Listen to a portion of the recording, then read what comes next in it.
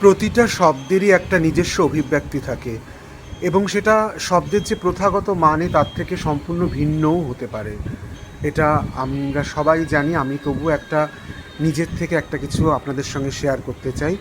যেমন আমরা যদি কাউকে বলি তুমি খুব গুণধর, যদিও গুণধর শব্দটার মানে হচ্ছে অনেক গুণের আধার, কিন্তু গুণধর বলার সঙ্গে সঙ্গে সে কিন্তু অপমানিত বোধ করবে।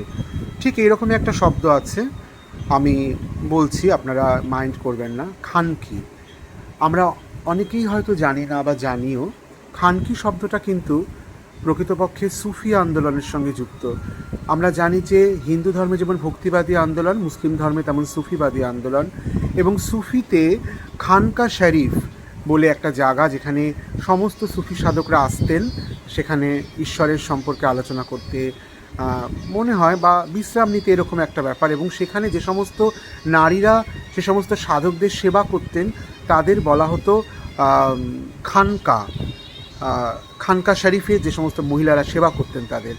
পরবর্তীকালে ওই খানকা শব্দটার থেকে খানকি শব্দটা এসছে, যেটা মানে হচ্ছে পাবলিক ওম্যান।